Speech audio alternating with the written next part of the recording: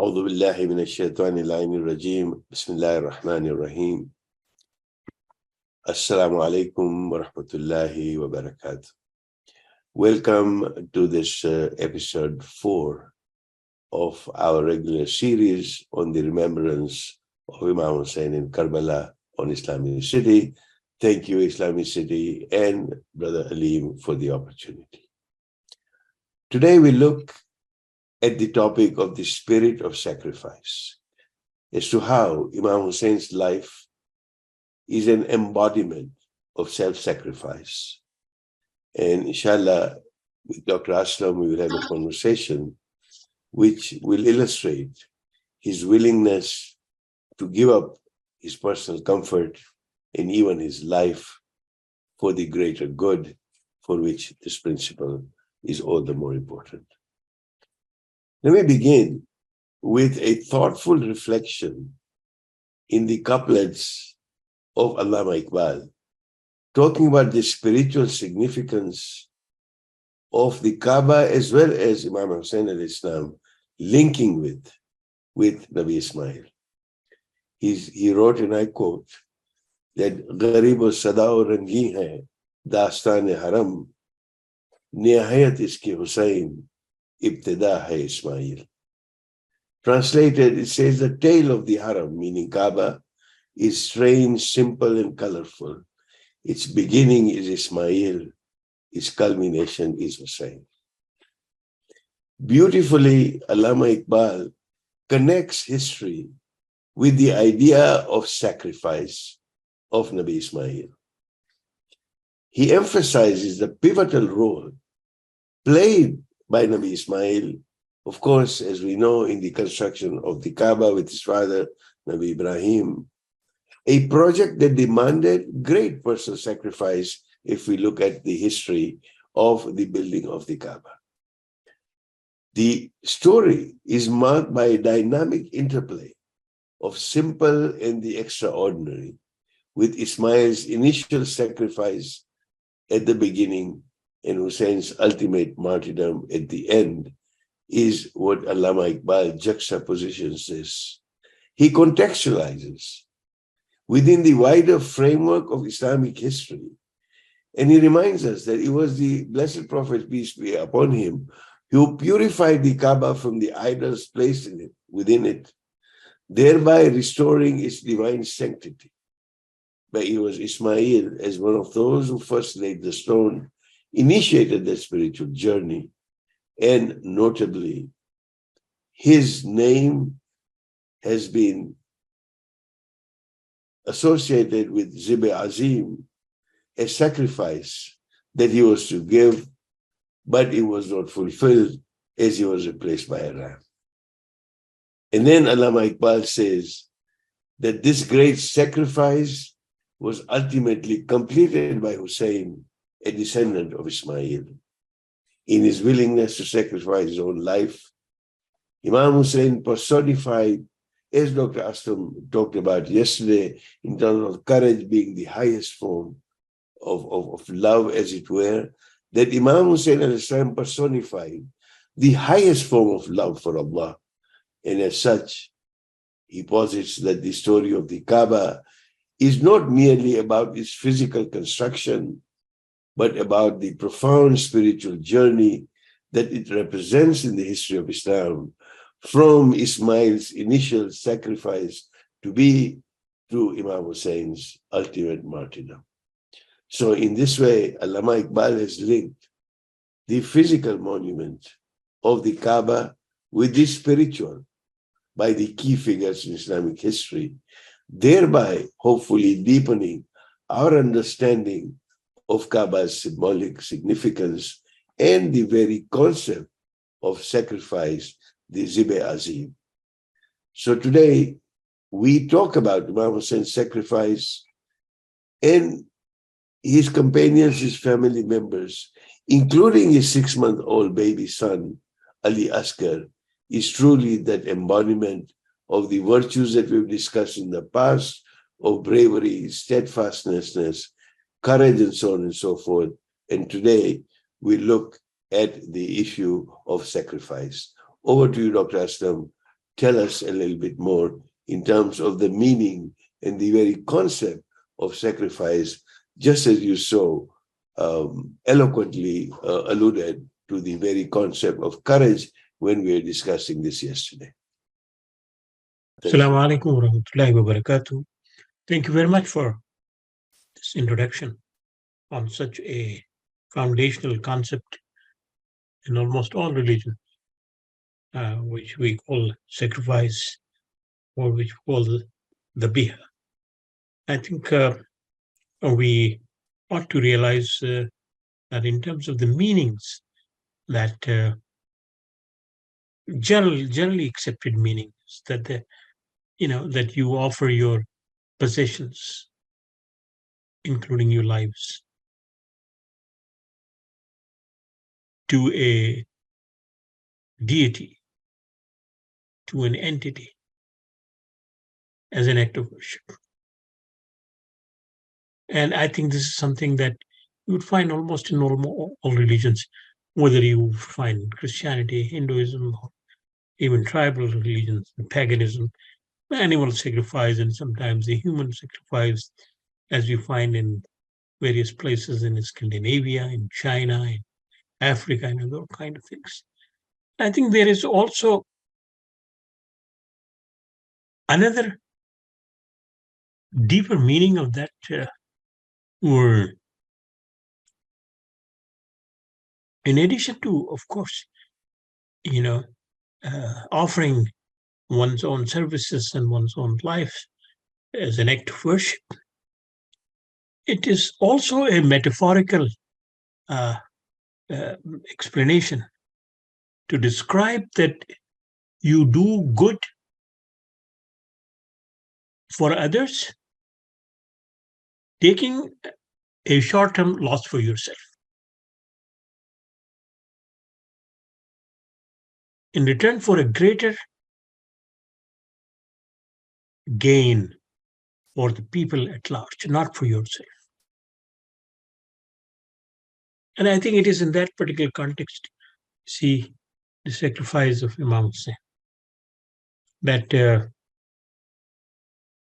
what he was doing, of course, is an act of worship. His whole life was an act of worship. To believe and to think that he would do it, anything other than worshipping Allah subhanahu wa ta'ala in all aspects of his life is unthinkable, because after all, he is a progeny of the blessed Prophet sallallahu alaihi wasallam. And how can you expect his progeny to deviate from the path that was shown and that was laid down by the grandfather, and not only the grandfather, but the mother also, the dearest, but the son-in-law, the dearest, and all things that point out to that his entire life was an act of worship to Allah subhanahu wa ta'ala. But here, this sacrifice takes him to a different level, and that is that in the battle of Karbala, and much before that, when he is refusing to give allegiance to Yazid, despite his brutal force and brutalization of the Sahabas and the brutalization of the places, sacred places of Mecca and Medina, his refusal is pointing to a different direction. That he, through taking personal risks and personal losses, is giving a message to the people that no matter what the whatever the consequences are, the oppression and this kind of deviation of the faith will not be tolerated. It is for the greater good of the people, not just Muslims, because he is standing up for the principle. The principle is that no human being can coerce other person to believe in his might and his power, just because he happens to have access to army or he happens to have access to the state political structure. No matter how many scholars he employs in defending his right to rule over and to carry on the power handed him to him on the basis of dynastic principles rather than on the basis of democratic principles. So I think this is something that needs to be understood. Dr. Walji mentioned something about Ismail alayhi salatu wasalam. And of course, it was in obedience to Allah, in obedience to his father, that led to this incident, which of course we call the Eid al-Adha, where his life was spared by Allah subhanahu wa ta'ala. And we still celebrate that kind of event by giving an animal as a sacrificial object. But in the case of Imam Hussein, it was not the command of his father, for the father was not there. Not the command of the Prophet, his grandfather, he was not there. Not the command of his brother, he was not there. But his own personal choice and personal reflections of the status of the Ummah at that particular time. And if the compromise is made at this particular moment, the whole purpose of the faith would basically be contaminated. Simple as that. Then everything would be possible. Then what happened to the Torah and what happened to Injil and what happened to other heavenly revealed books would be the same fate that the Quran would face. That anyone can manipulate and anyone can change it according to one's own interests and according to one's own living conditions and the social realities. And I think this is a very found aspect that I find, that it was basically taking the short-term losses. Everyone has to leave this world. It doesn't matter whether you leave at the age of 60 or 70 or 90 or 100. But the manner you leave this world is something that basically takes you to a different level. When you know that you have a choice to either accept the hegemony of others and the brutalization of others and succumb to that, or you stand up for the principles that you believe are the divinely guided and divinely revealed. And this is the greatest sacrifice, because you are not only worshiping God, but you are also basically restoring the dignity of the people who have yet to come. And you are still giving a message to the people of the world that no matter what, you should not abandon your principles and you should not abandon your goals for the sake of a few temporary gains. When we see someone in America saying, give me liberty and give me death, we see the echo of Imam Hussein. When we find Gandhi showing resistance and Martin Luther talking about a dream, we hear that echo. Not that they studied it, but the spirit. With the spirit, because people don't have to basically go back to the reference points to start their struggle. The concepts live in the lives of people. The sacrifice of Imam Hussein lives in the actions of people without acknowledging that it was he who had made that kind of sacrifice.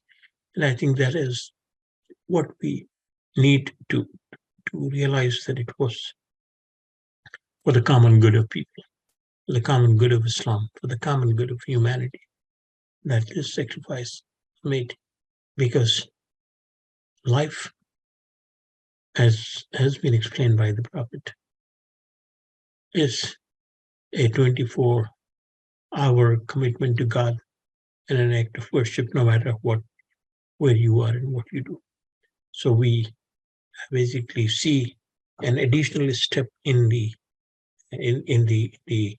life of Imam Hussein, where he is taking that route to protect and preserve the interests of the people at large for generations to come. I'm giving it back to Dr. Walji. Thank you, Dr. Aslam. Really well explained in terms of how we understand this idea of sacrifice. There's one dimension of sacrifice that I'd like to end on this note before I give it back to you. And that is the idea of while you sacrifice what you do, there is suffering, because this sacrifice does not come without suffering. And then within suffering, truly there is this dimension of dignity in that suffering. And that is what was so evident in Karbala, the way in which Imam Hussein and his companions accepted that sacrifice that they had to give without losing their dignity or deviating from the moral compass. This is a lesson in itself. They teach us that suffering sometimes is unavoidable, but we can choose to face it with dignity and honor. And this lesson of maintaining dignity in suffering, as embodied by Imam Hussein and his companions, is truly a profound one that we need to learn from. That despite the immense hardship, the physical pain, and the knowledge of the imminent death that they faced, they refused to surrender. They upheld their integrity and their dignity, showing an unyielding commitment. So the idea of maintaining dignity in suffering is a powerful lesson that can be applied to our own lives today. It's a reminder that while we cannot always control our circumstances or avoid suffering, we can control our responses to those circumstances. We can choose to face our trials with courage, maintain our integrity, our dignity, and hold firmly to our principles, regardless of the challenges that we may face. Consider somebody who loses a job due to standing up against unethical practices at the workplace. This is real. The loss of income and job security can undoubtedly cause immense hardship. However, they can choose to view this not as a defeat, but as a testament to a commitment to one's principles. There are many examples. Time does not permit me to go into this. Chronic illness, we may not have control our physical condition, but we can still choose to face this situation with resilience and grace, inspiring others with our strength and dignity. A beautiful example that we see in Karbala is by Zainab, the sister of Imam Hussein, another significant figure in the story of Karbala, that truly every revolution has blood and a message. The blood was given by the martyrs in Karbala. It was Zainab who carried the message. Without that message being carried to the courts of Yazid and others, the message may not have been carried. But despite, and she was actually taken captive along with other surviving members and brought to the court of Yazid. And then Yazid, gloating over his so-called victory, Zainab was told by Hussein to say, see what we have been able to do. See how God has punished your brother. These were his words. And Zainab is remembered for a speech that she made, which is worth reading. But there is one line in that particular speech when she responded to Yazid's attempt to humiliate her. This is the most famous quote. And she said, I see nothing but beauty. Dr. Aslam, you alluded to that level of love for God. This is what Zainab was seeing. This statement is a profound one that reflects her deep faith and spiritual strength, that she's acknowledging that even in the midst of suffering and tragedy, she can see the beauty of God's plan. And this is her love for God. Her words suggest that she recognizes the larger spiritual and the historical sacrifice made in Karbala. And her statement, I see nothing but beauty, can be a source of inspiration for all of us in our daily lives, in the midst of our hardships, that if we are able to see through that, then we may see the beauty of what we are facing and be inspired by that. So in the end, Dr. Aslam, allow us with a couple of words of prayers to end this session. Over to you, Dr. Aslam. Thank you very much. I think we all realize that each one of us make sacrifice in our lives as husband, as wives, as children, as father, as mother, as brothers, sisters, and as a leader of an organization. But the sacrifice made for the common good of generations to come is something that is beyond the reach of ordinary people. And I think this is what is demonstrated in the life of Imam Hussein and his family. And I think this tradition of 10 days of Muharram reminds us year after year that these are the principles worth exploring, worth living, and worth dying for. So let us recite Surah Al-Asr. Bismillahir Rahmanir Rahim. Wal asr innal insana lafi khusr illa alladhina amanu wa amilu salihat wa tawasaw bil haqq wa tawasaw bis sabr. Allah subhanahu wa ta'ala make us among those people who are not in loss in terms of their commitment to you and the commitment to the values and to the message that you have given to humanity, and in terms of the sacrifices that the people have offered to live those values. Subhana rabbika rabbil izzati amma yasifun wa salamun alal mursaleen walhamdulillahi rabbil alamin.